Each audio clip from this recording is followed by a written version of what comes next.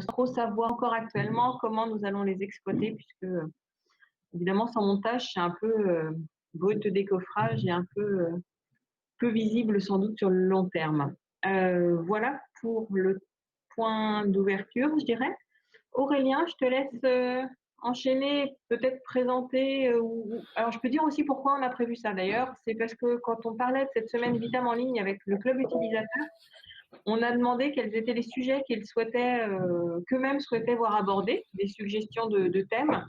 Et la norme est ressortie. C'est Non. pour ça que j'ai contacté Aurélien.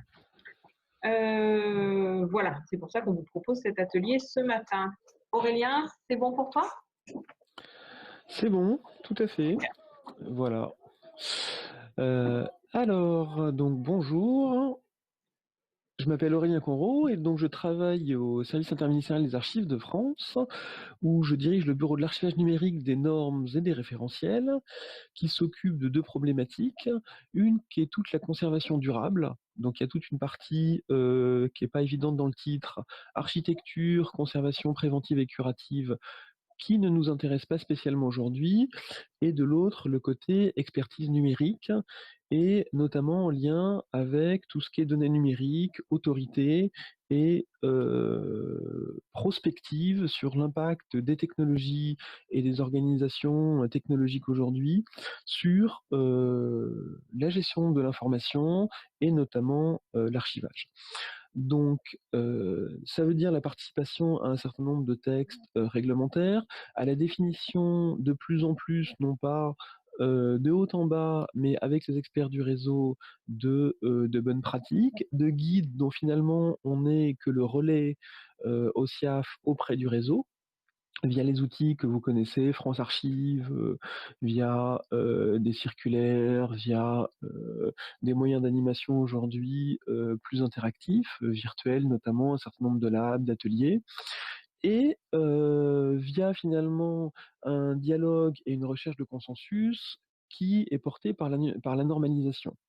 Donc le SIAF est un financeur de l'AFNOR pour les domaines qui nous intéressent, c'est-à-dire les domaines de normalisation 46, 171 et 346, c'est-à-dire les domaines concernant la conservation matérielle des objets, les domaines de l'archivage et puis les domaines de l'échange d'informations, en sachant que l'échange d'informations, c'est souvent des questions bibliothèque et archives, tout ce qui peut être métadonnées, identifiants, des choses comme ça.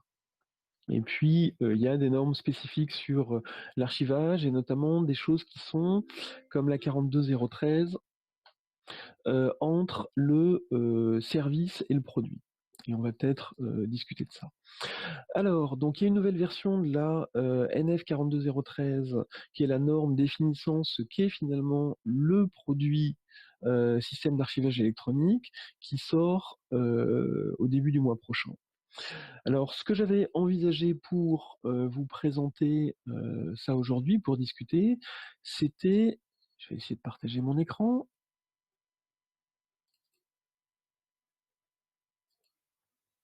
Voilà. C'était un point en à peu près 8 points différents. Attendez. Hop. Est-ce que vous voyez mon écran là? Alors, on voit Oui, l'écran on voit avec en l'écran, mais même. vous voyez Life Size en plein milieu. C'est ça, mais là c'est bon, tu l'as, C'est voilà. ça, voilà.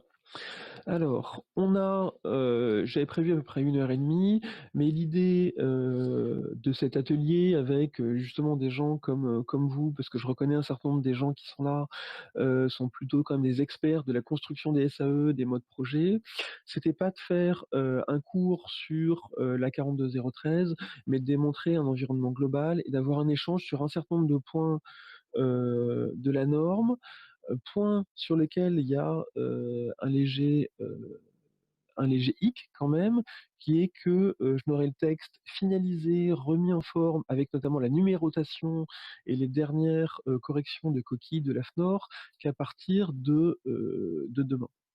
Donc en fait, il y a un certain nombre de points où, sur les formulations exactes, et notamment la numérotation des exigences, si vous voulez discuter de ça, les références que je peux vous donner aujourd'hui seront les références de la version, finale du groupe de travail, mais pas, après la revue d'AFNOR Publications. Et pour commencer, je pense qu'il y a un point qui est intéressant, c'est de discuter un tout petit peu, pas très longtemps, de ce que c'est un processus de normalisation et comment ça amène à quelque chose qui est à la fois un état de l'art et un consensus, mais quelque chose qui a aussi les limites du processus. Alors pour redonner un panorama global des normes dans les textes qu'on utilise, il y a, je vous mets à l'écran la pyramide des textes, qui s'imposent, à l'administration et en droit en France, avec, de la constitution aux actes administratifs, locaux, à un certain niveau, chacune de ces normes, que ce soit les lois, les ordonnances ou plus souvent les décrets et les arrêtés, peuvent faire référence à des textes extérieurs. C'est-à-dire que la loi n'est pas, forcée de refléter l'état de l'art ou la modalité exacte d'application. Elle fixe des intentions, des principes, des, définitions et puis après, on le voit dans le domaine de l'archivage comme dans d'autres domaines, elle renvoie finalement à des textes d'application qui sont, plus facilement évolutifs ou qui sont extérieurs, de manière à avoir une certaine pérennité, du domaine réglementaire par rapport à des questions techniques. Donc la norme notamment va être là pour régler un certain nombre de définitions, de principes ou de techniques qui, sont pas du domaine de la loi. Donc, si vous allez dans le code du patrimoine aujourd'hui, vous allez trouver dans la partie réglementaire des références aux normes, notamment dans la partie définissant ce que sont les agréments. Vous n'allez pas trouver le contenu exact de ce que doit être un système d'archivage électronique, de la même manière que vous n'allez pas trouver la définition en organisation, en personnel, en moyens humains, en moyens bâtimentaires, de ce qu'est un service d'archives. C'est pas forcément du domaine, de la loi. C'est du domaine de l'organisation générale, qui est réglé par d'autres textes. Donc tout ça, ça amène finalement à avoir besoin d'organismes qui, aboutissent à un consensus qui puisse, s'imposer, être utilisé de manière générale, soit au niveau national, soit au niveau international. Donc les organismes de normalisation, c'est, finalement des, organismes nationaux avec des coordinations, soit internationales, c'est l'ISO, soit, européennes et on en parlera certainement sur l'avenir de la 42013, qui sont le CEN, Comité européen de normalisation. Alors l'AFNOR, qu'est-ce que c'est?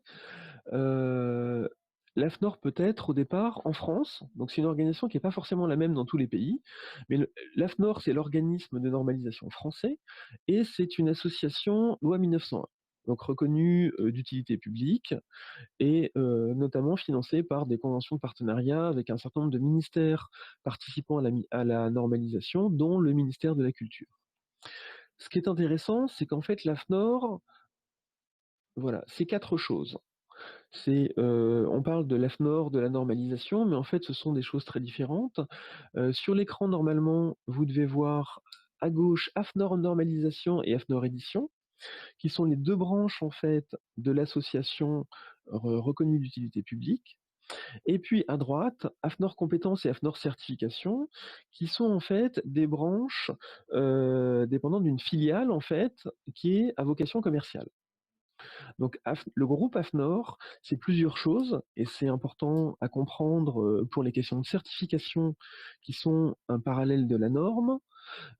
C'est-à-dire que AFNOR est d'une part un organisme qui organise un écosystème permettant à des experts du, domaine public, des éditeurs dans notre cas, des, consultants, des, intégrateurs, de toutes les personnalités, concernées, qui sont représentés dans des collèges, qui participent au financement de la normalisation, de se rencontrer autour d'une table sur un sujet, de dire qu'il y a un sujet, que l'archivage électronique et la définition du SAE, c'est un sujet, même si au fil du temps, on évolue en disant que c'est un sujet plutôt de produit informatique ou un sujet plutôt de service, et de définir finalement les exigences qui vont répondre au texte qu'on appelle norme, qui est de dire voilà qu'est-ce que c'est. Ça c'est AFNOR normalisation. AFNOR édition, c'est l'édition en fait. C'est là où aujourd'hui est la norme 42013 version 2020, c'est à savoir que depuis à peu près avril ou mai, parce qu'on a fini pendant le confinement, les experts de la commission de normalisation se sont mis d'accord sur un texte qui ensuite a été envoyé en relecture, en correction à l'éditeur, c'est-à-dire à AFNOR Édition. Et c'est AFNOR Édition qui va sortir le texte a priori demain et qui va le diffuser, soit via les portails de texte, Cobase, soit en achat à l'unité par la boutique AFNOR que vous pouvez trouver sur le site. Et puis à côté, vous allez avoir AFNOR Compétences éventuellement qui propose des formations, comme n'importe quel autre organisme de formation. Et puis, vous allez avoir AFNOR Certification qui, comme d'autres organismes de certification pouvant exister, le Bureau Veritas par exemple sur d'autres domaines, tout un tas d'objets.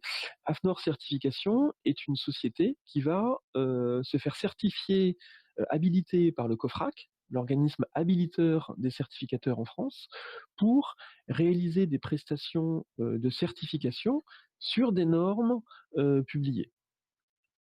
Autrement dit, quand on parle de la normalisation d'un côté, il faut bien imaginer qu'il y a d'un côté la 42013 et de l'autre côté la certification, la NF 461, que la NF 461 va être remise à jour après la publication de la 42013, mais que finalement ce sont des processus indépendants, que la normalisation existe d'un côté et la certification de l'autre. La certification pouvant à la limite être opérée par d'autres organismes certificateurs qu'AFNOR Certification, et garantissant en fait une chose, c'est-à-dire la conformité certifiée à la norme si vous en avez besoin. Et vous pouvez en avoir besoin dans vos projets, soit parce que c'est une exigence réglementaire, soit parce que c'est un souhait de vos clients qui disent bah moi dans mon cahier des charges, je ne vais demander un SAE que certifié NF 461 parce que finalement ça me garantit le respect d'un certain nombre d'exigences, soit dans des projets parce que finalement la certification est un moyen de dire que quelqu'un vérifie de l'extérieur, un peu comme un auditeur de compte, que l'exigence que vous affichez pour vous-même en tant qu'éditeur de produits est réelle et qu'il n'y a pas de raccourci un peu dans l'implémentation des exigences de la norme. Voilà. Donc, si je reviens. Voilà.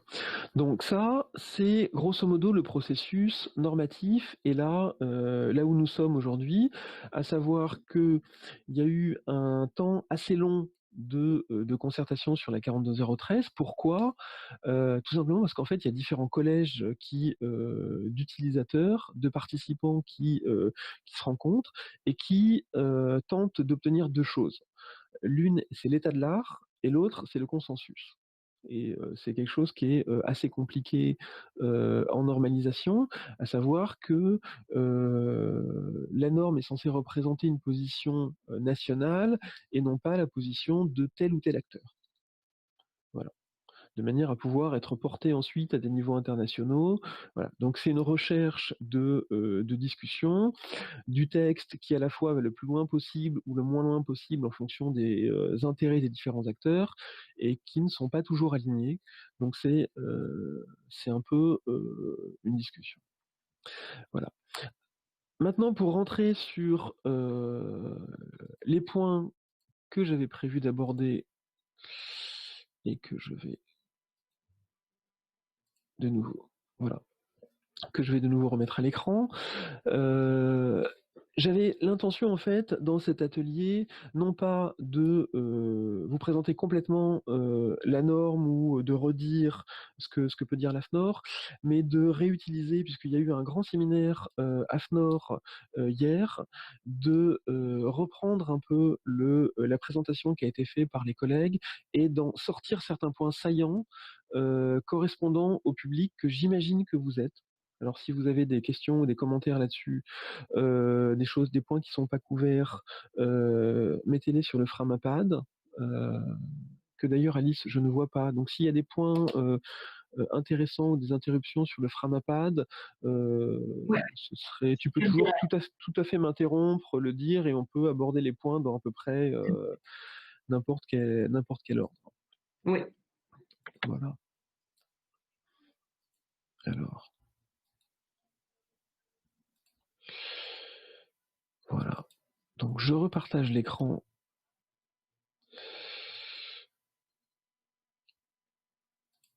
Donc là, est-ce que vous voyez, le PowerPoint de l'AFNOR? Non, Non, il n'est pas encore affiché? Alors.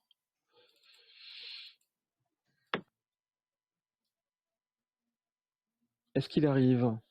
il arrive, je pense, écran noir, c'est bon. C'est bon, voilà. Donc c'est une présentation qui a été enregistrée, qui sera diffusée aux membres de l'AFNOR.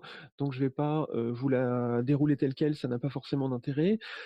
L'intérêt, c'est vraiment un commentaire lié à notre histoire de 42013, où je vais m'attarder peut-être un peu plus qu'hier sur les questions techniques et sur les liens avec Vitam d'un côté et les projets d'archivage de l'autre. Donc on va pas tout voir, c'est pas le but du jeu, mais plutôt que de refaire un dérivé moins bien que ce qui a été fait très bien par des collègues, je préfère vous le commenter. Donc la commission de normalisation qui a fait la 42013, c'est la CN 171. CN, c'est commission de normalisation.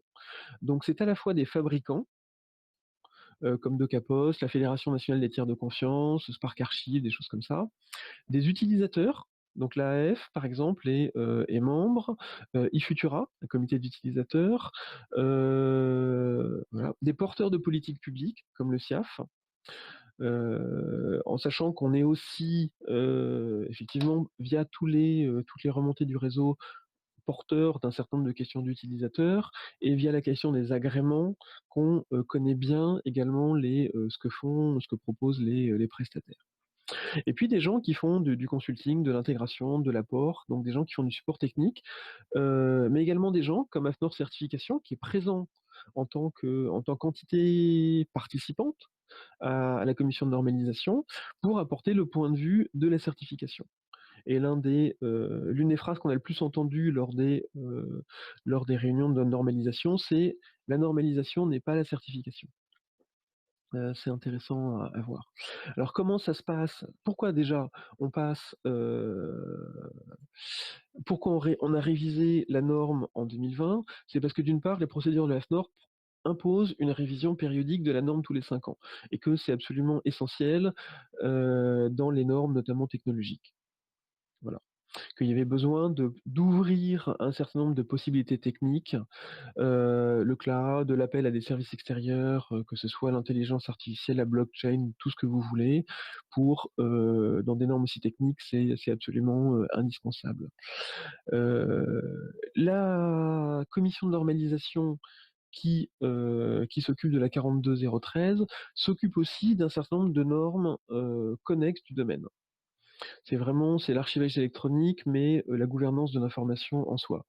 Donc notamment, il y a une norme qui est parue il n'y a pas très longtemps et dont la certification est aussi parue, qui est la Z42026, qui est la définition des prestations de numérisation fidèles, c'est-à-dire la numérisation notamment faite dans des conditions qui permet d'éliminer le document numérisé parce qu'on est confiant que le contenu numérisé est représentatif de l'information portée par le document, avec un niveau de qualité suffisant de l'information numérisée pour que les avantages du numérique, la multi-utilisation, l'utilisation à distance, le partage facile,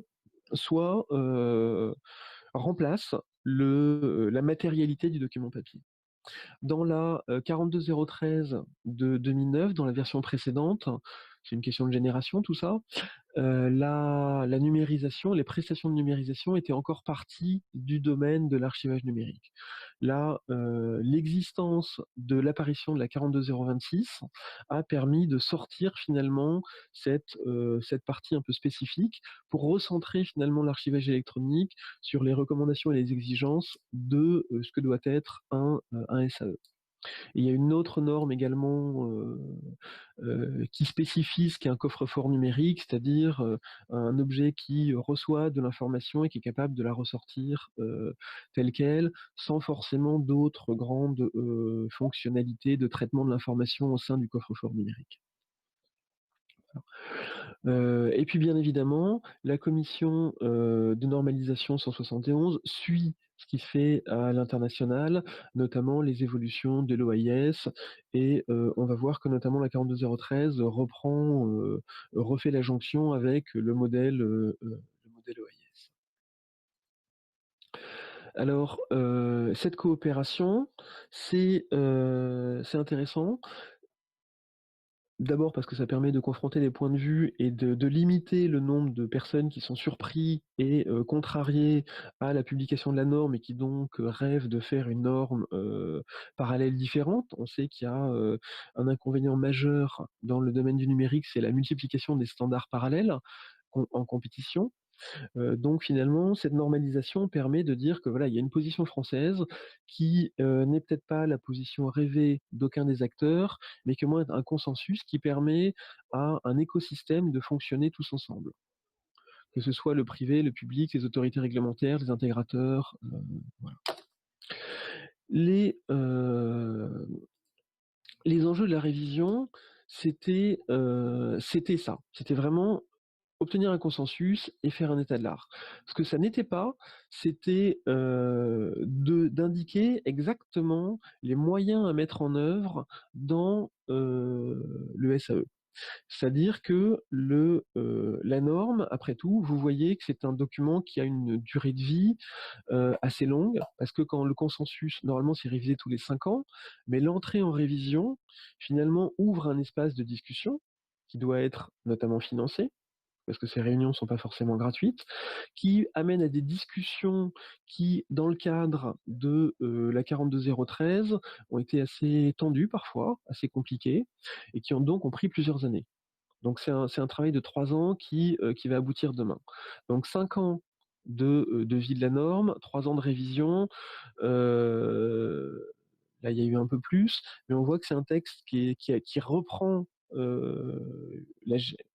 qui apporte une nouvelle version 10 ans, 11 ans après la précédente.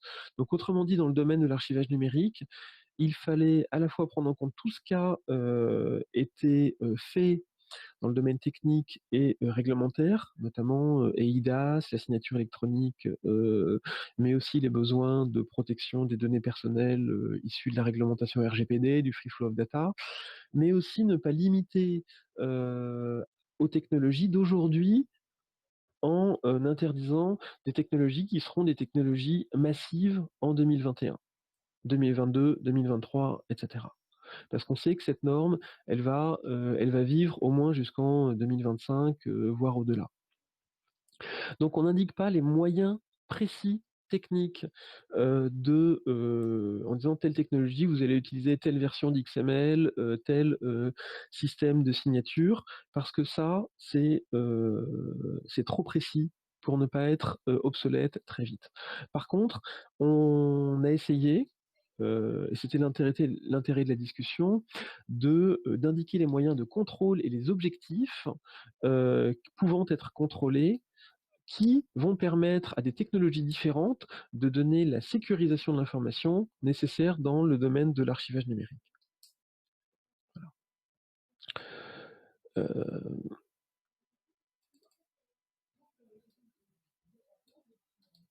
Alors, qu'est-ce que ça apporte si on rentre dans ce qu'a présenté Philippe Martin hier? Qu'est-ce que ça apporte globalement la 42013?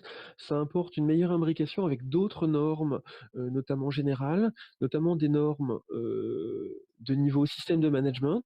Les niveaux 3300 pour la gestion des documents d'activité, mais aussi les normes de la série 27000 sur la sécurité des systèmes d'information et les normes de niveau qualité qui forment un cadre.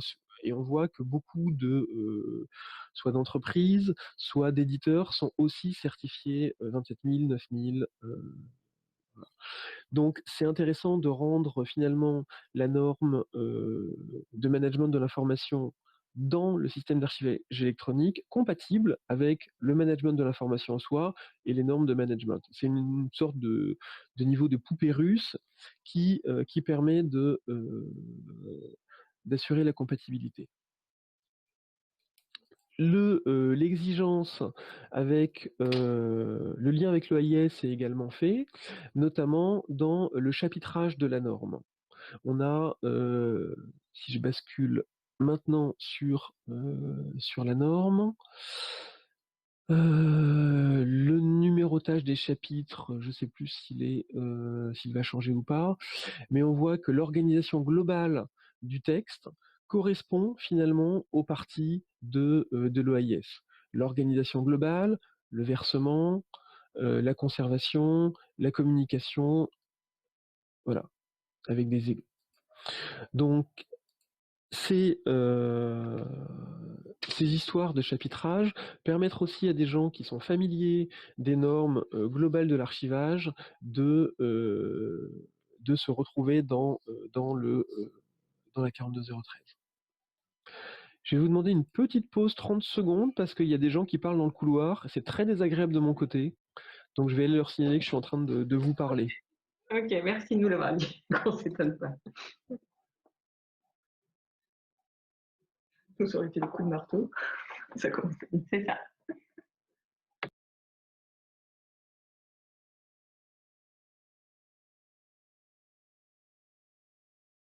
Voilà, je suis de retour et le couloir est très silencieux, c'est bien mieux comme ça. Vous aurez mon attention pleine et entière parce que sinon c'est un peu distrayant. Alors, revenons aux histoires de normes.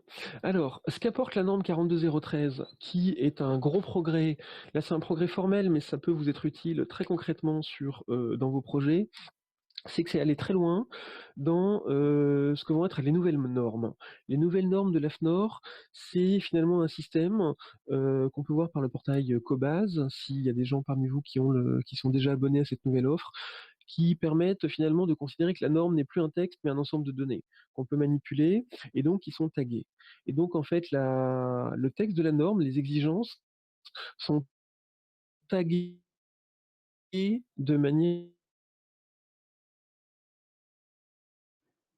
Aurélien, ça coupe? À pouvoir être manipulée. La chose, elle est taguée en tant que exigence ou recommandation. Donc vous savez dès le début de la ligne en fait si c'est quelque chose qui est nécessaire de réaliser dans un SAE ou si c'est quelque chose qui est optionnel, recommandé, soit parce que c'est pédagogique pour le tiers archiveur ou pour le client. Voilà. Et puis les exigences et les recommandations d'ailleurs ont été triées en trois domaines fonctionnel, organisationnel et d'infrastructure. Donc dès la lecture de la norme, vous voyez que vous avez un certain nombre de normes qui concernent l'infrastructure technique à mettre en œuvre. Donc il y a 39 exigences.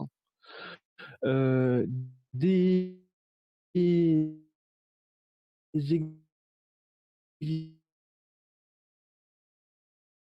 exigences fonctionnelles sont les ES. Et puis, comme un système d'archivage électronique, c'est un ensemble, c'est une implémentation et pas uniquement un logiciel sur étagère. C'est une implémentation dans une instance, sur une infrastructure, dans une organisation avec des services. On a 121 exigences organisationnelles qui décrivent ce qui doit se passer entre le propriétaire des archives et le tiers archiveur, entre le tiers archiveur et le client qui va utiliser les archives, entre les partenaires éventuellement extérieurs qui vont faire de la signature, du calcul d'empreinte, de l'intelligence artificielle, tout ce que vous voulez, et qui peuvent interagir avec dans cet écosystème. Donc vous avez une norme qui est beaucoup plus lisible en termes de briques de base, j'allais presque dire d'atomes, de briques de base pour construire votre SAE. Faut voir que, on n'est peut-être pas au niveau des atomes, mais au niveau des molécules ou des. Donc ça c'est l'évolution formelle et c'est quelque chose que l'ensemble des normes AFNOR va progressivement adopter. Donc c'est quelque chose qu'on va également porter pour ceux d'entre vous qui ont des archives papier à gérer aussi vers la révision de la norme 40350 qui est la norme sur la gestion sur le service d'archivage externalisé pour le papier. Le fait de différencier ces normes, ces exigences fonctionnelles, organisationnelles et techniques, ça permet de clarifier les rôles. Si on résume, ça c'était une diapositive qui était présentée par Alain Borghesi au nom de la Fédération nationale des tiers de confiance. Ça permet finalement de schématiser un peu plus facilement, même si dans cette diapo, vous n'avez pas le propriétaire des archives ou les gens qui sont les clients. Ça permet de mettre un peu plus facilement ce qui est de quoi, de qui sont les responsabilités, où sont les rôles. C'est-à-dire que les normes fonctionnelles, c'est l'éditeur de logiciel et l'intégrateur qui doit s'assurer que le SAE remplit la fonction. S'il y a, les journaux doivent être vous devez pouvoir mettre à disposition une attestation de destruction. C'est une exigence fonctionnelle. Vous allez, votre éditeur va faire une story, une user story, hein, et puis développer le code qui va permettre d'éditer ça. Les normes d'infrastructure en disant que ça doit être, doit y avoir par exemple un site redondé, des calculs d'empreintes, des choses comme ça va être, et des sauvegardes, ça va être l'infrastructure qui va y répondre et vous allez avoir une feuille de route non seulement pour le développement mais aussi pour la maintenance de l'infrastructure informatique. Et puis vous avez des normes organisationnelles qui vont plutôt concerner les niveaux de service entre les différents partenaires utilisant le SAE. Donc ça peut être le service offert par le tiers archiveur à partir de la brique logicielle qu'il a développée.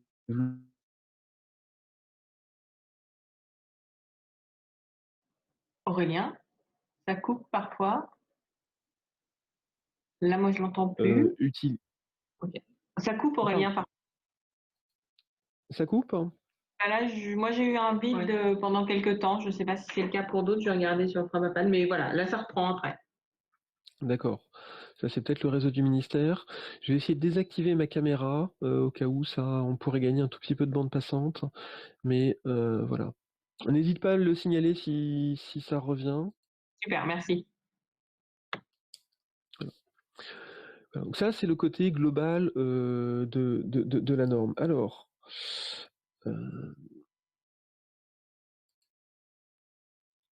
les principales nouveautés et changements de la 42013 en tant que telle, c'est une clarification de ce qui doit être fait beaucoup dans la documentation. Il y a un énorme effort de définir ce qui doit être dans la politique d'archivage, dans la convention de service passée entre le tiers archiveur et le client, et dans la documentation générale technique du système, la DGTS que vous voyez normalement à l'écran, et qui est détaillée dans énormément d'exigences. Il y a une annexe de la norme qui détaille, qui propose en fait une structure type de la documentation générale et technique du système. Voilà, qui est une annexe informative. C'est-à-dire que si vous êtes un tiers archiveur ou un concepteur de SAE, que vous voulez faire votre documentation, votre DGTS sur un plan qui n'est pas celui voilà, avec que celui qui n'est pas celui proposé, vous êtes totalement libre. L'organisation proposée en soi n'a rien de révolutionnaire. C'est les documents généraux, ensuite les processus, l'architecture fonctionnelle du SAE, l'architecture technique, et puis l'environnement, système et réseau. Si vous voulez inverser les chapitres, si vous voulez sortir complètement de ce cadre de définition, c'est une annexe qui est informative. Donc c'est pas là que vous serez jugé lors de la certification. C'est pas parce que votre DGTS a un plan A, B, C, D, alors qu'on vous propose un plan D, C, B, A, que vous serez pas certifié ou certifiable. Voilà. Par contre, c'est plus simple pour tout le monde, pour ne rien vous cacher, et ça correspond à une structure logique des documentations informatiques aujourd'hui. Voilà. Donc si votre organisation a des pratiques complètement différentes, allez-y, suivez-les, respectez les codes de vos institutions. Sinon, on vous propose au moins un chapitre qui vous permet de ne rien oublier déjà lorsque vous vous lancez dans l'écriture de cette documentation et qui est assez pratique. Là, je peux vous donner quand même un point d'expérience personnelle. Rassembler la DGTS d'un SAE, c'est le point le plus compliqué dans une démarche d'agrément, une démarche de certification. Voilà. Parce que souvent, il y a énormément de documentation, mais produite par différents acteurs, que ce soit la cybersécurité, les responsables infra, les responsables marketing, les responsables fonctionnels. La DGTS, c'est l'endroit, c'est un vrai projet en soi, où on rassemble, on rend uniforme et on rend lisible toute cette documentation éparse. Donc c'est un vrai enjeu et il y a énormément d'exigences de la norme qui parlent de ça. Il y a beaucoup d'exigences qui parlent de niveau de service et d'indicateurs, en disant que notamment le SAE doit être capable de donner des indicateurs de ce qu'il fait. Voilà. Sans définir forcément quels sont les indicateurs, sous quelle forme ils sont produits, mais il doit être capable de sortir le nombre d'archives. Là, j'ai plus exactement en tête ce que peut y avoir comme indicateur dans la norme, parce qu'ils sont dispersés au fil des clauses, mais voilà. C'est tout ça, ça contribue à l'évolution de SAE vers des choses où on peut maîtriser les collections numériques qui sont hébergées, qui sont pérennisées, et c'est pas une boîte noire dans laquelle les utilisateurs vont envoyer de l'information et puis ensuite recevoir soit une facture, soit rien en retour, sans savoir ce qui se passe. Et ça, c'est une bonne pratique, que ce soit pour l'externalisation mais aussi pour les SAE qui seraient des SAE patrimoniaux ou des SAE internes, de manière à ce que vos utilisateurs, finalement, ou vos gestionnaires de fonds d'archives puissent décider un certain nombre d'opérations en connaissance de cause. Voilà.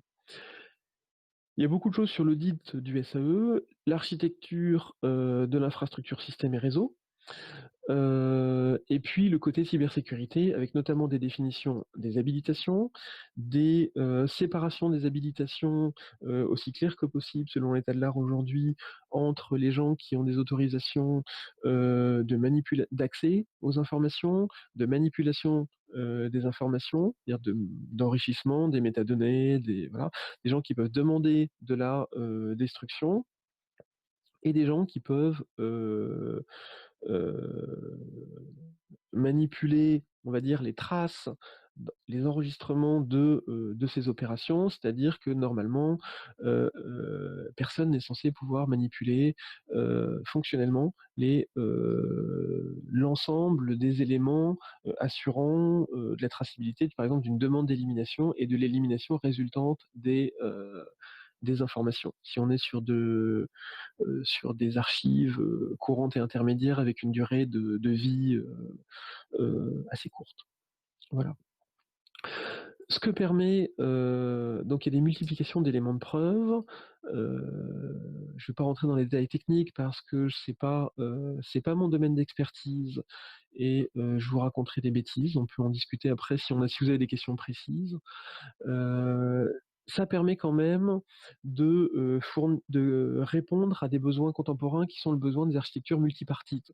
C'est-à-dire qu'un SAE aujourd'hui va avoir un certain niveau d'isolement des, heu, des risques et de l'internet, on va dire général, de protection des infrastructures physiques, hein. Il y a tout un ensemble d'exigences sur le non-accès aux salles serveurs, aux espaces de travail ou de traitement des archives, mais ça permet également l'accès à des services qui peuvent être fournis par des prestataires extérieurs. Je pense par exemple à de la signature qui peut être fournie par euh, des prestataires actuels comme DocaPost, D2Doc, des choses comme ça, qui vont pas être forcément des choses que vous allez développer dans le SAE que vous allez utiliser, mais qui peuvent être un appel.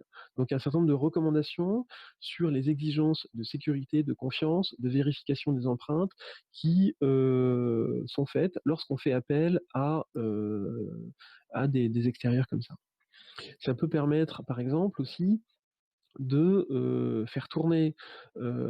L'idée, c'était à la fois de sécuriser l'information du SAE, mais aussi éventuellement faire tourner des services additionnels sur des collections hébergées, en disant par exemple, je peux enrichir les métadonnées de mon SAE d'une manière documentée par de l'appel à de l'IA qui va, mettons, taguer toutes les images qui seraient dans mes collections selon des méthodologies 3IF, par exemple.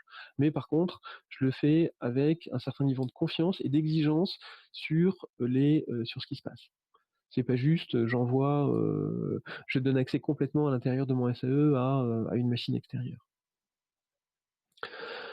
Euh, Vous voyez dans la colonne de droite un certain nombre de recommandations ou d'exigences qui ont été précisées, qui ont été modernisées, sur les moyens cryptographiques utilisés dans le SAE, sur les opérations de gel. Quand on parle de gel, c'est la capacité, l'exigence qu'un SAE doit être capable d'interdire l'élimination d'un document qui aurait été mis en suspension pour des raisons juridiques, avec une demande juridique disant voilà, j'ai besoin de tel, fournissez-nous toute l'information que vous avez sur un sujet dans le cadre d'un contentieux, d'une enquête ou d'un besoin juridique. Il y a il y a une exigence, par exemple, qui définit la fonctionnalité en disant qu'elle doit exister et les archives ne doivent pas pouvoir être éliminées, même si elles font partie d'un lot qui a atteint sa durée normale d'expiration et et qu'un gestionnaire d'informations peut demander à éliminer. Donc c'est pas parce que vous demandez l'élimination de toutes les factures de 2010 que la facture de votre contentieux en cours qui date de 2010 va être éliminée. Normalement, le SAE va avoir des fonctionnalités pour dire que cette facture-là, parmi le lot, va être préservée, gelée, et que les autres pourront suivre leur cycle de vie normal, mais que celle-ci gelée va être préservé, éventuellement avec des questions d'accès spécifiques. Il y a énormément, parce qu'on voit à l'expérience d'usage des SAE que on arrive finalement à plusieurs années d'usage de systèmes d'archivage électronique. Donc avec pour les gens qui louent des SAE, des questions de fin d'appel d'offres, de fin de marché et donc de sortie vers soit de renouvellement des marchés avec la même société dans le même SAE, soit avec la même société mais dans un nouveau produit mis à jour, donc avec des transmissions d'informations entre SAE, soit carrément avec des versements d'archives à des systèmes d'archives patrimoniaux publics, soit à d'autres opérateurs, parce que le client a décidé que la société XYZ qui lui fournissait un service n'est plus au niveau des exigences, n'a plus les capacités techniques d'absorber la masse que représentent les archives électroniques en flux courant actuellement, soit pour des questions de coût, et donc va souhaiter basculer sur un autre fournisseur. Donc c'était bien évidemment quelque chose qui est présent dans les normes conceptuelles d'archives depuis longtemps. Là, c'est assez précisément détaillé dans la 42.013/2020, à savoir que non seulement l'interopérabilité doit être prévue alors by design, c'est-à-dire nativement dès la conception du système. Et donc là, ça fait écho à des notions juridiques qu'on retrouve, par exemple, dans le règlement européen sur la protection des données personnelles, le RGPD, où là, privacy by design, le respect dès l'origine des données personnelles est un concept structurant du système. Donc là, c'est aussi quelque chose qui est intégré dans les exigences de la 42.013. Et puis après, comme il y a de toute façon plein de raisons de faire des reversements d'archives, que ce soit du reversement temporaire, de la transmission à d'autres prestataires ou de la reverse ou du reversement au propriétaire versant, il y a un certain nombre d'exigences qui définissent en fait ce qu'est l'interopérabilité et comment ça s'implémente. Alors en termes très concrets, ça va être de dire, voilà, il y a une attestation qui fait la liste des archives reversées, qui calcule leur empreinte. Il y a des exigences qui vont dire combien de temps le tiers archiveur va garder les métadonnées, dans quel ordre il va éliminer les documents qui auront été reversés et les métadonnées associées. Et du coup, c'est pas une surprise, mais ça va mieux en le disant. Bien évidemment, c'est une fois que le propriétaire ou le système d'archivage cible aura accusé réception et vérification de la totalité du versement. De dire qu'il y a des choses aussi en disant qu'est-ce qui peut être intéressant? Il y a des choses, voilà. Donc, par exemple, dans la catégorie des éléments de preuve et dans les indicateurs de suivi, il y a une exigence très concrète en disant que le SAE opère tout le temps des calculs à l'entrée ou dans le SAE. Tout le résultat des calculs va pas être mis à disposition du propriétaire des archives, qui n'a pas besoin d'être noyé dans l'information détaillant ce qui va bien dans un SAE. Par contre, il y a un certain nombre d'exigences qui, lorsque des opérations, imposent au système d'archivage d'alerter le propriétaire des archives avec des éléments concrets sur ce qui s'est mal passé, sur les éléments qui ne permettent pas de faire rentrer un SAE, sur les éléments problématiques sur une archive dans un système d'archivage électronique, voilà, ou lors du reversement ou de la destruction.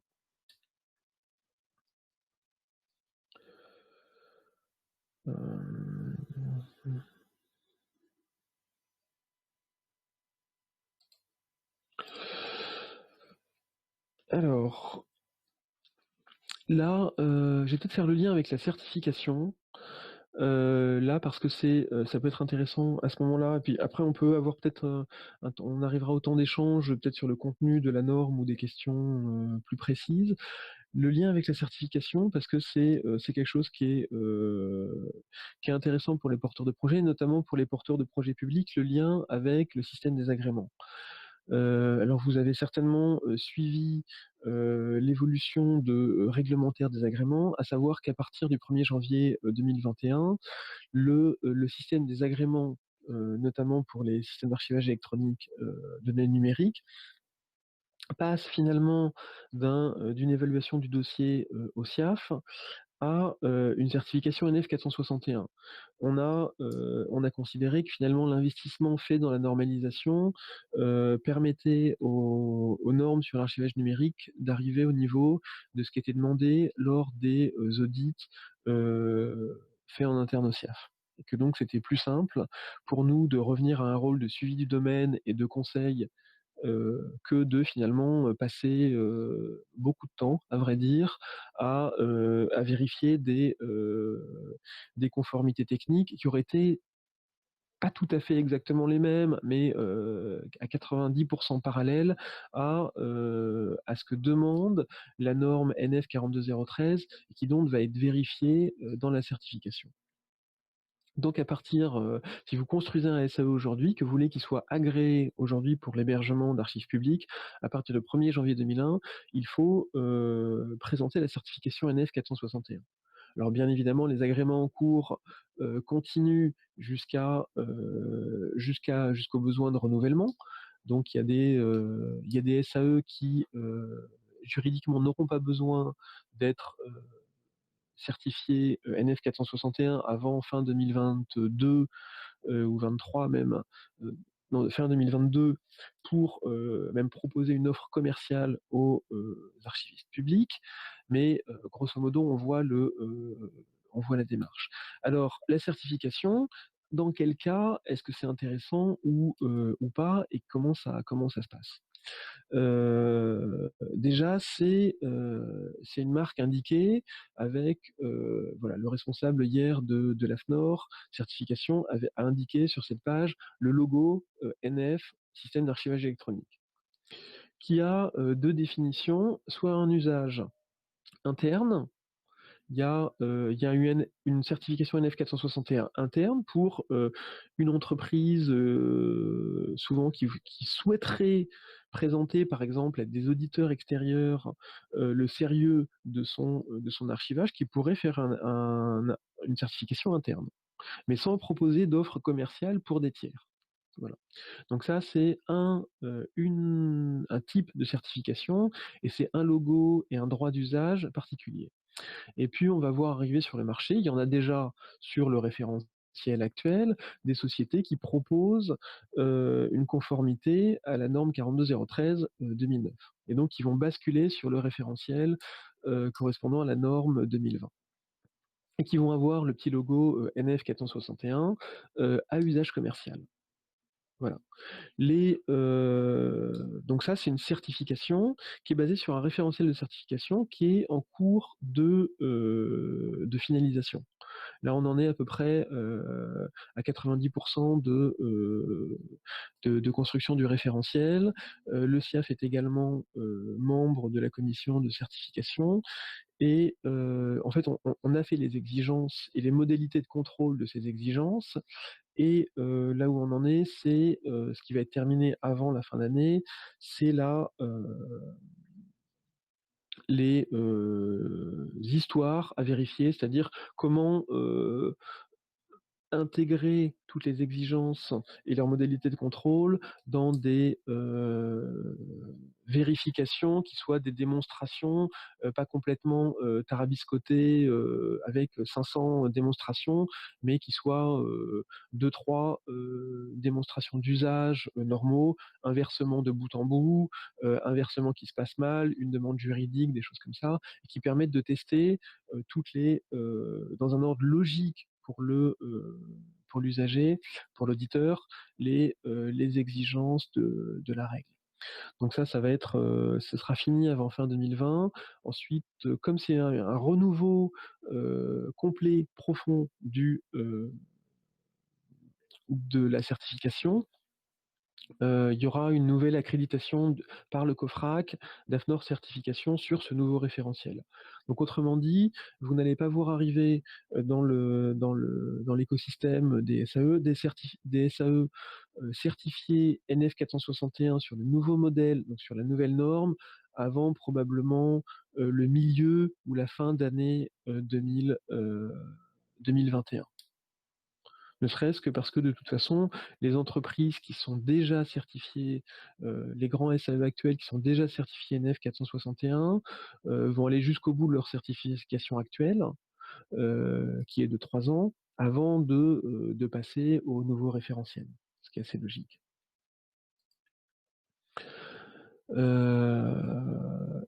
La certification, ça se passe en fait un peu comme un dossier d'agrément, hein. Il y a souvent le référentiel de certification est public. Donc contrairement à la norme. Donc si vous voulez la norme 42013, il va falloir l'acheter. Si vous voulez le référentiel de certification, il va être, c'est-à-dire les points de contrôle, il va être disponible sur le site d'AFNOR Certification. Si vous êtes dans une démarche de certification, qu'elle aboutisse ou pas à une certification effective, c'est quand même intéressant d'avoir la norme, pour ne rien vous cacher, de manière à contrôler, à partir du texte d'origine et non pas des points de contrôle. Voilà. Et puis, il y a plusieurs, démarches possibles qui sont, je dirais, avoir juste la norme et vérifier que ce qu'on fait ou que ce qu'on demande ou les exigences qu'on a dans son SAE correspondent bien à l'état de l'art. Il peut y avoir une démarche de dire: «J'ai un SAE ou je prépare un SAE, je, souhaite faire comme si et m'engager dans une démarche de certification». Donc avec une préparation interne, la rédaction, ce qui serait une excellente chose de toute la documentation, générale et technique, du système, décrite dans la norme et puis un audit interne ou un faux audit, permettant de vérifier si, d'après vous, vous êtes, en conformité avec le référentiel NF 461. Et puis, s'il y a un besoin, réel, que ce soit parce que vous avez, une autorité réglementaire qui vous demande, une certification, parce que vous êtes dans un système de partenariat et là je pense particulièrement à des, SAE mutualisés, entre, des archives, départementales ou entre des collectivités territoriales qui souhaitent de la transparence, auditable, vous pouvez souhaiter que ce SAE soit validé en fait, estampillé avec le NF 461. Ou alors parce que tout simplement vous construisez un SAE dans une démarche commerciale et là ça va être un label euh, qui va être une garantie de la confiance et de la capacité de votre SAE. Et que donc vous souhaitez avoir le logo et l'estampillage AFNOR. Là, vous rentrez dans une démarche qui souvent est un audit de vérification, donc qui est pas avec des consultants indépendants qui font des audits qui ne sont pas des audits de délivrance de certificat, mais qui sont des audits préalables vous indiquant si votre système est conforme ou pas. Et puis une période d'audit dans lequel un auditeur va venir et va, aujourd'hui c'est 5 jours d'audit, hein, mais ça va varier en fait, ça va être ajusté, va vérifier si votre SAE fait ce qu'il dit et est conforme. Voilà. Il peut y avoir des observations de non-conformité mineures, où on dit bah, écoutez, vous faites pas ça de la bonne manière, ou il y a un point qui est pas conforme à ce qui est attendu de la norme, mais c'est pas forcément un point bloquant. Ça va être un point d'observation qui sera éventuellement vérifié l'année d'après ou au bout de 3 ans lors de l'audit de renouvellement, ou peut y avoir des points bloquants. Si vous avez un SAE qui ne fait pas de chaînage des journaux, il y a un problème et c'est pas possible d'avoir une certification NF 461. Ça c'est évident, voilà. Et puis après, donc il y a un processus de diplomation, de délivrance du certificat par AFNOR Certification, permettant d'utiliser la marque, d'en faire état auprès de tiers, et puis d'apparaître tout simplement sur le site de référence d'AFNOR Certification qui maintient en fait une liste des titulaires de certificats. Donc cette liste, vous la trouverez d'une part sur le site de l'AFNOR, vous la retrouverez aussi sur France Archives, puisqu'on a mis en lien avec le nouveau système des agréments des liens directs vers les pages des listes des sociétés auditées et certifiées NF 342 et NF 461. Voilà. Et ce sont des pages qui sont mises à jour avec des timers. Donc en fait, si un certificat expire, la société disparaît automatiquement. Même dans certains cas, si il peut se passer que la société soit en renouvellement de la certification, mais que le certificat soit techniquement expiré. Donc, il peut y avoir. Voilà. J'ai à peu près passé l'heure que je souhaitais passer à vous présenter un peu on va dire le contenu de la norme. Il y a un point sur lesquels je peux compléter, qui est un point important, c'est qu'est-ce qui va se passer, avant qu'on passe aux questions, qu'est-ce qui va se passer après au niveau international. Parce que, bien évidemment, alors, Alice, est-ce qu'on voit mon écran là? Oui, Oui, d'accord. Voilà. La 42013, elle rentre pas uniquement dans un cadre de conception de projet ou de produit. Voilà, elle rentre dans un ensemble qui est déjà le cadre stratégique de modernisation des archives, qui est la grande vision pour les archives publiques, et qui définit finalement comment massifier, en fait, faire passer à l'échelle l'archivage électronique. Alors, je vais préparer une diapo là-dessus que j'ai perdue. Voilà. Le cadre stratégique, je ne vous le présente pas, il est disponible sur le site du Premier ministre. Je vais passer à la diapo. Voilà. Où j'ai souligné les éléments qui contribuent finalement à permettre une massification de l'archivage électronique. C'est-à-dire qu'aujourd'hui, l'information numérique de l'État, des collectivités territoriales, elle est numérique. Même si elle repasse pour certains bouts par des systèmes de matérialisation, éventuellement suivis de systèmes de dématérialisation, elle est pratiquement exhaustivement numérique dès aujourd'hui. Donc l'archivage numérique, il est déjà là. Par contre, il faut le développer. Il faut le développer dans 3 axes qui sont développés dans le cadre stratégique. C'est déjà le côté favoriser le travail en réseau avec des habitudes de travail qui soient éventuellement l'appel à des partenaires, à des services extérieurs, à de la mutualisation, à des liens entre archives départementales, archives nationales, archives municipales. Enfin, un système de fonctionnement qui est un petit peu différent de ce qu'était le papier ou les premières expériences numériques. Voilà. Et ça, c'est une question organisationnelle. Dans le cadre stratégique, il y a un certain nombre de questions fonctionnelles, bien sûr, qui sont le cœur de la pratique. C'est renforcer l'organisation de la fonction archive pour assurer la mise en œuvre des plans d'archivage, et puis essayer d'inscrire l'archivage dans une logique de bout en bout, de gestion globale, de gouvernance de l'information, et pas quelque chose qu'on fait 50 ans après, lorsque les données sont retrouvées dans un coin. Et puis, des indicateurs, enfin des projets, qui sont les projets là que vous avez à l'écran, numéro 5 et 6, qui sont des questions techniques, d'outillage. Donc vous voyez, dans le cadre, si on fait un peu le filtre des questions qui se rapportent à l'archivage numérique, et donc par rebond au système d'archivage électronique, on retrouve des questions organisationnelles, fonctionnelles et techniques.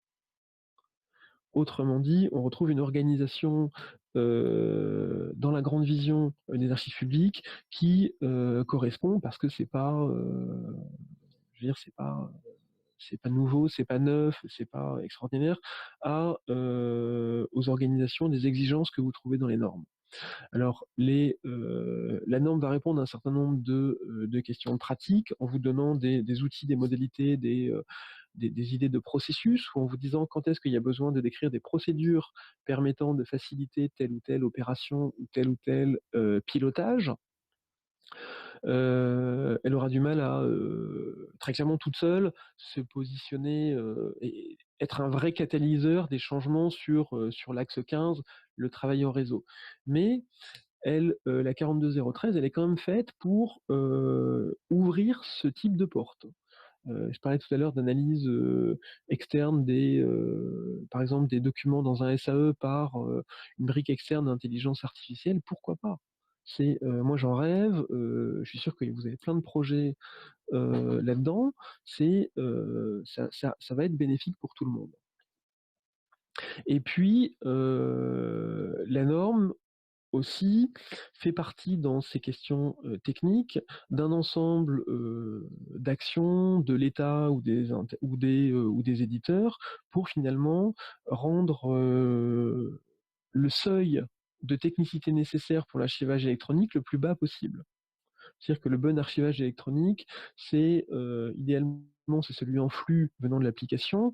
Mais si c'est compliqué de construire des applications transmettant automatiquement par flux à un système archivage électronique, et on sait que souvent c'est très compliqué, au moins, il faut favoriser l'archivage d'impulsion et accroître la transparence et baisser les exigences de spécificité technologique. Et la 42013 contribue à ça par plein de petits morceaux qui ne sont pas forcément affichés tels quels sous une grande bannière dans la norme, mais qui ont ça pour but. Les questions d'interopérabilité, par exemple, de fournir la liste des archives avec les métadonnées associées dans des termes clairs, de manière à pouvoir les récupérer dans d'autres systèmes, être capable d'importer des documents assez facilement en n'étant pas complètement verrouillé, permettre à des utilisateurs accrédités de manipuler les archives au sein du SAE de manière à ce que le SAE soit pas une boîte noire, mais qu'on puisse par exemple, je pense à des cas très concrets d'archivage massif, avoir des administrations dans la santé, dans l'éducation, dans la justice, qui ont d'énormes masses de données et d'énormes besoins de consultation, envoyer des informations dans un SAE le plus près possible de la production, avec des outils pour les archivistes pour gérer le cycle de vie des informations et la communication des informations sensibles, et à côté avoir une copie de duplication d'un certain nombre de séries massives pour consultation, par exemple, par une administration entière qui aurait besoin d'accéder à des données de sécurité sociale, de l'enseignement, des choses comme ça, de manière à pouvoir conjuguer des besoins d'accès massif et une sécurisation de l'information et des fonctionnalités avancées avec un lien entre les deux. Alors après, il y a des outils, des SAE comme Vitam qui peuvent correspondre à la fusion de ces deux besoins, mais sinon, la 42013 permet d'imaginer des écosystèmes avec le SAE d'un côté et d'autres outils informatiques connectés, sans déroger sur le besoin fondamental, c'est-à-dire la sécurité et la pérennisation de l'information. Par exemple, il y a une exigence très concrète qui est de dire si il y a une partie externe au SAE qui opère un certain nombre de fonctions fondamentales, elle doit tout simplement disposer de la même documentation avec le même niveau d'exigence que le SAE. Autrement dit, vous ne pouvez pas louer à un intégrateur un SAE certifié, l'installer sur une bécane à 3 francs 6 sous dans un data center hyper sécurisé, et en fait basculer la réalité de vos traitements informatiques sur autre chose qui échapperait à tout contrôle et qui serait moins sécurisé. Il y a besoin d'une mise à niveau au moins de la documentation des systèmes connexes au niveau de ce qu'est la documentation du SAE, de la sécurisation des locaux, etc., etc. Donc voilà. Et puis il y a un point qui est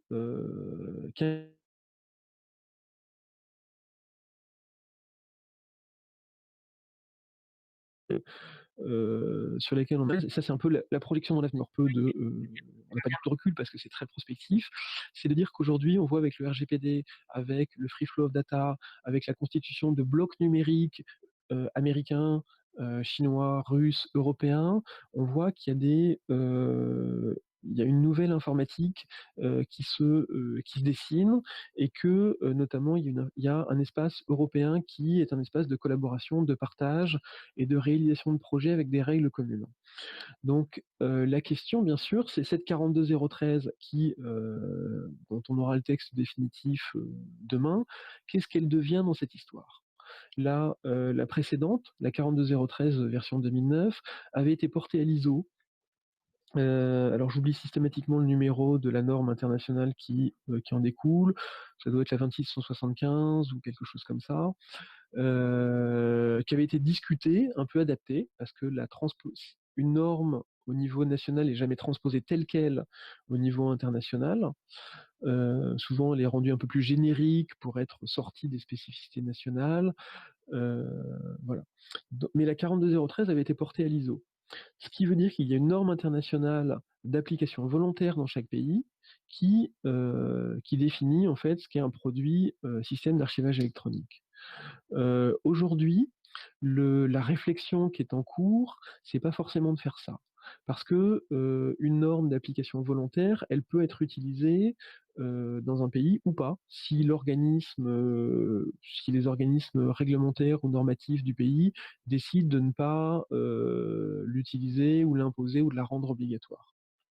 Il y a par contre un niveau européen de la normalisation dont je parlais au départ, qui est le Comité européen de normalisation, qui a des accords avec l'ISO et qui permet de porter un texte national au niveau d'une normalisation qui là serait européenne et qui permettrait de disposer, si ça se fait, on en est encore pour l'instant au niveau de la constitution d'un groupe de travail au niveau européen sur les questions d'archivage, parce qu'il n'y a pas au niveau européen de comité européen de normalisation dédié à l'archivage.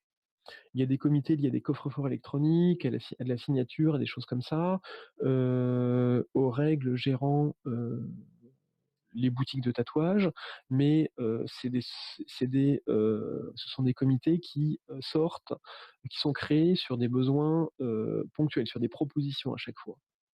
Donc jusqu'à présent, comme il n'y avait pas eu de propositions spécifiques dans le domaine de l'archivage, les questions liées aux normes traitant de l'archivage étaient plutôt traitées dans des groupes européens connexes, notamment sur le coffre-fort ou sur la signature, ce qui était pas complètement satisfaisant. Donc il y a une proposition aujourd'hui de créer un groupe européen de manière à pouvoir porter une transposition de la 42013 au niveau européen.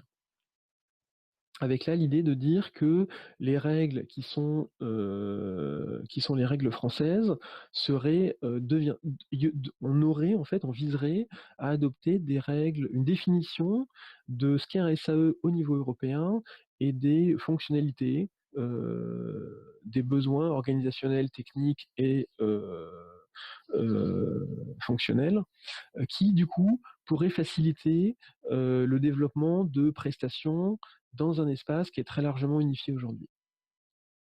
Autrement dit, à favoriser l'interopérabilité au niveau européen, à favoriser l'émergence de meilleures offres de services et le développement aussi plus facilement dans de plus nombreux data centers d'offres d'hébergement dans l'espace européen, parce qu'on sait qu'il y a quand même une qualité non seulement technique, mais de protection des données sensibles et notamment des données personnelles dans l'espace numérique européen qui est sans équivalent à peu près dans le monde, donc qui est très intéressante pour nos questions de protection des données. Voilà.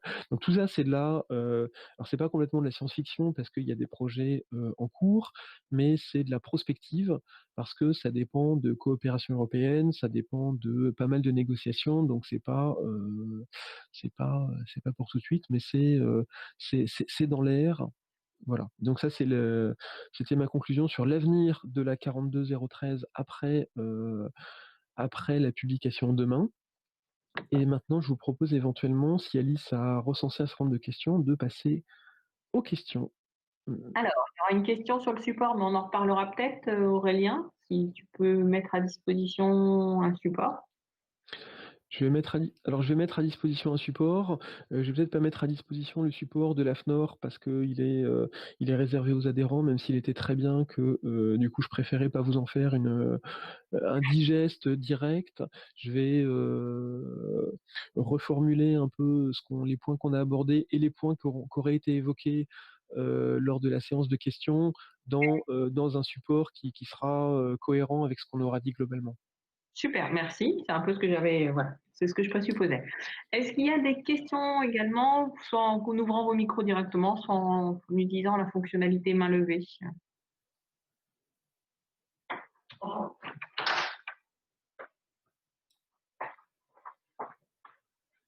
Alors, Julien, et non Julie, mais c'est... Pardon, fallait que je la fasse. Julien Benedetti des archives départementales des Bouches-du-Rhône. J'avais une question en fait par rapport à la liste des sociétés qui auraient un agrément en lien avec la certification. Donc on est bien d'accord, une société devra avoir une certification pour obtenir un agrément via le préfet du département où il a la société. Sauf que sur France Archives, on trouvera la liste des certificats, mais donc pas des agréments et donc pas avec le document du préfet concerné.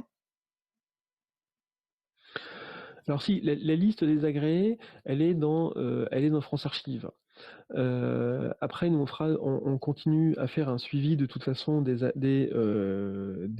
sociétés agréées. Aujourd'hui, il y a une page dans France Archives avec même une très jolie carte qui montre avec des petits pins, des petites épingles, la répartition des sociétés en France et dans le monde, en fait, France métropolitaine et Outre-mer. Donc ça, on continuera à suivre ça, de toute façon. En sachant que pour le numérique, en fait, c'est le siège de la société, c'est pas forcément les data centers, et donc ça peut être différent. Sur la carte, on marque pas forcément les data centers de réplication, ni les sites de sauvegarde.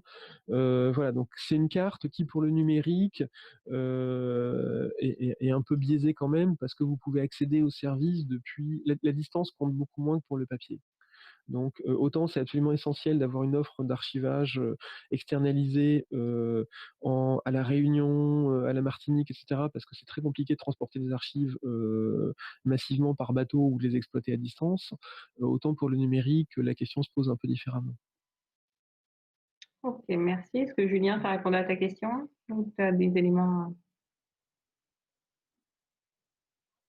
Oui, oui, en fait, bon, je voulais donc j'ai confirmation que donc du coup sur France Archives, on n'aura pas accès directement aux documents du préfet, comme aujourd'hui on a accès au JO, quoi, en fait.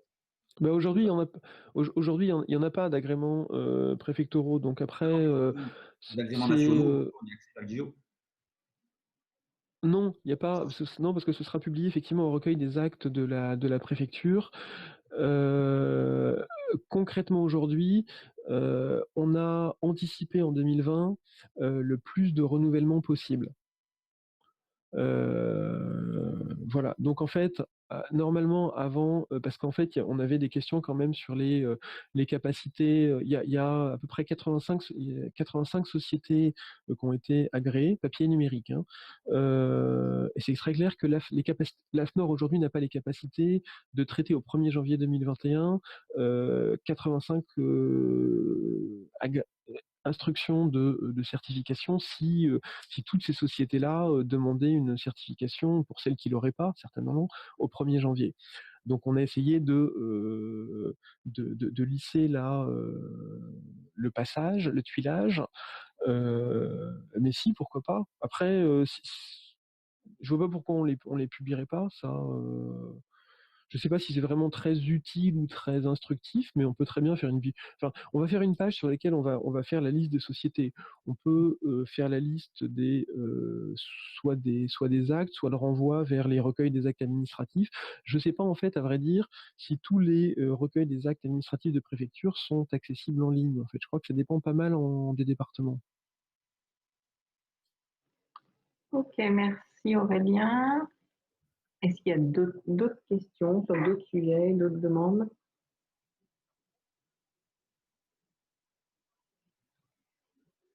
Vous pouvez lever la main. Il n'y a pas plus de questions sur le Framappad, Aurélien.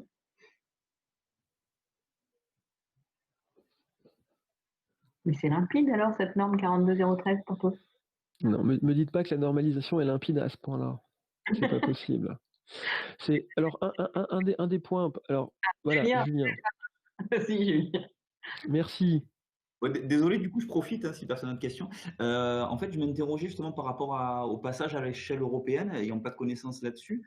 Aujourd'hui, il n'y a pas dans l'espace européen d'autres normes nationales qui seraient, du coup, je sais pas, en Allemagne, ils n'ont pas un équivalent à la 42013 ou ailleurs. Pas à ce point-là, non. Et d'ailleurs, mais c'est pour ça que le passage à l'échelle européenne n'est pas du tout, à mon avis, un sujet d'inquiétude pour les prestataires ou les systèmes français. Il y a pas de normes à ce point-là détaillées. Alors après, ce qui ne veut pas dire qu'il n'y a pas des SAE nationaux, des choses comme ça, mais il y a même des projets open source à droite à gauche, enfin qui sont des équivalents de Vitam. Je pense à Archifmatica, à Roda au Portugal, des choses comme ça, mais qui sont pas forcément structurés. Voilà. Après, il y a des domaines d'expertise dans la numérisation. Ça demande une implication colossale en termes de temps de la part des différents acteurs. Donc, il faut aussi avoir finalement des associations professionnelles et des entreprises et des services et des institutions publiques qui souhaitent investir le temps nécessaire à développer un texte comme ça. Hein. Le texte va sortir et je sais très bien, parce qu'on a déjà vu avec la création du référentiel de certification, que le texte prévu par la commission de normalisation, il a été ensuite soumis en enquête publique. Il n'était pas forcément très bon, pas très abouti pour tout un tas de questions internes. Il y a eu 1600 commentaires faits lors de l'enquête publique. Et il y a eu ensuite pratiquement 10 mois. Et c'était nécessaire et c'était très bien. Et il y a eu ensuite plus d'une année d'examen de ces commentaires un par un, de manière à revoir la forme et le fond de la norme pour correspondre aux commentaires, avec une réponse à chacun des commentaires. Donc ça a permis d'améliorer significativement le fond de la norme et de faire un consensus qui soit national, mais ça fait aussi l'inconvénient, c'est que, on le voit en faisant le référentiel de certification, il y a quelques fois, on a laissé passer des coquilles ou des termes qui sont pas forcément qu'on n'a pas vu sur l'instant ou qu'on n'a pas harmonisé globalement. Et là, je sais pas dans quelle mesure AFNOR Édition va avoir lissé un certain nombre de choses avec son travail de publication, ou s'il y aura encore quelques points qui feront que le texte de la norme ne sera pas complètement satisfaisant pour les gens qui l'ont construit de bout en bout et qui le connaissent un peu par cœur, ou pourrait poser des problèmes un peu de compréhension pour des nouveaux lecteurs. Par exemple, on n'a pas harmonisé complètement pour l'élimination, destruction et élimination, voilà. Tout en disant par contre, on a fait une bonne chose en disant que destruction, c'était effacement en termes numériques. C'est-à-dire qu'aujourd'hui, dans des systèmes technologiques actuels, des baies de disques redondées avec de l'information dispersée sur plusieurs matériels, sur plusieurs disques, on pouvait plus dire exactement que il y avait une adéquation exacte entre l'objet numérique et le contenant. Ça peut être vrai sur certains systèmes de bande, ça n'est plus forcément sur les disques actuels. Donc on parle d'effacement et pas de destruction du support. Même si peut y avoir une procédure par ailleurs de destruction des disques physiques lorsqu'ils sont retirés du data center, et c'est souhaitable. Voilà. Donc il y a des choses très bien comme ça qui vont moderniser des choses très précises. Et puis à côté, quand on en est à la 15e journée sur un an de normalisation, destruction, effacement, etc., on n'a peut-être pas dans la norme utilisé systématiquement le bon terme au bon endroit. Est-ce qu'il y a d'autres personnes que Julien qui ont des questions? Je suis sûr qu'il y a plein de questions. J'ai Marion à côté de moi qui a une question. Oui, bonjour Aurélien. Bonjour Marion. Alors justement, on est en train de parler de la norme, et qui généralement, avec la terminologie qui est employée, peut poser beaucoup de questions. Alors sur la version 2009, il y avait un guide d'utilisation qui déjà était une interprétation de la norme en tant que telle. Est-ce qu'il y a vu que maintenant je crois qu'avec la nouvelle publication, il n'y aura pas cette documentation d'application, est-ce qu'il est prévu d'avoir une FAQ un petit peu librement ouverte ou publiée d'interprétation de la nouvelle version de la norme? Alors un guide d'interprétation rédigé par le CIAF, non. Vous voulez ma mort là? Non, mais c'est une bonne question en fait. Alors, on pourrait pratiquement la renvoyer à l'équipe Vitam parce que l'équipe Vitam a été très présente lors des discussions de normalisation, a énormément contribué du coup à la qualité globale du résultat, et on vous en remercie. On sait que ça a pris du temps, que ça a mobilisé plusieurs personnes. Je sais que Nathalie, Marion, Jean-Séverin, Édouard ont été présents au moins. J'en oublie peut-être. Voilà.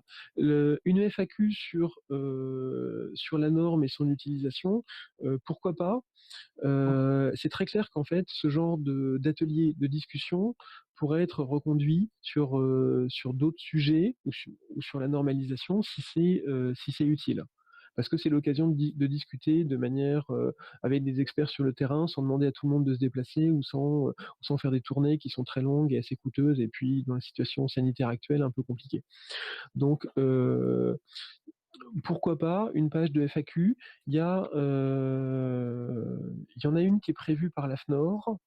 Peut y en avoir une sur les pages de France Archives.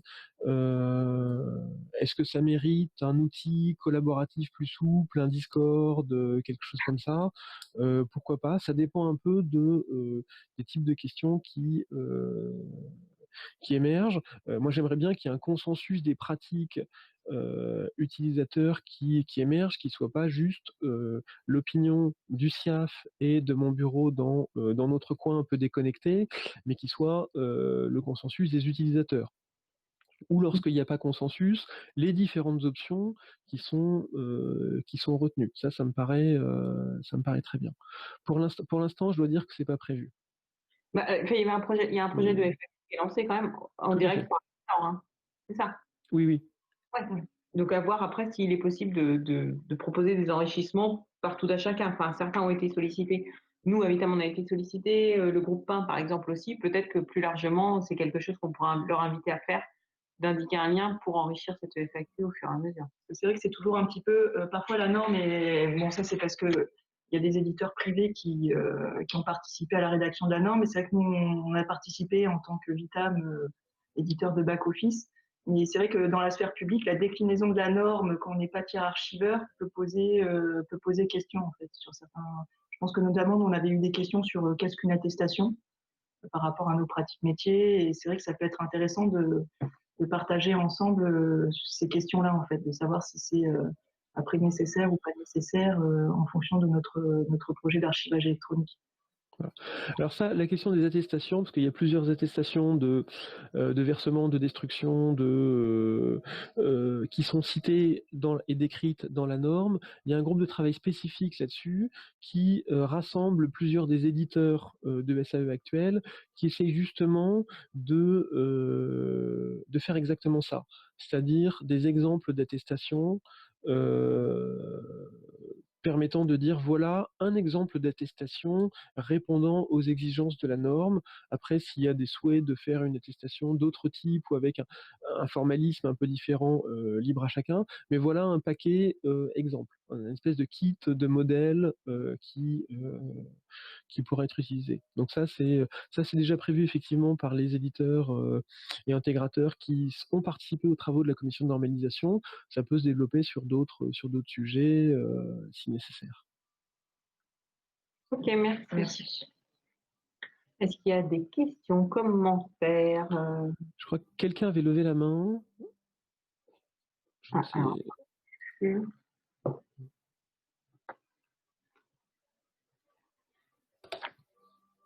Bon, il n'y a plus de main levée. Et c'est-à-dire qu'il n'y a plus de questions peut-être pour cette fois. Bon. Dans ce cas-là, merci à tous. Merci Aurélien. D'avance, merci pour le support. Voilà, on mettra ça à disposition. Et puis, je vous souhaite une bonne fin de matinée à ce moment-là. Pour certains, cet après-midi ou à demain ou à bientôt. Et bonne fin de journée pour les autres. À bientôt alors. Et merci beaucoup et puis bonne continuation pour le webinaire. Merci. Au revoir.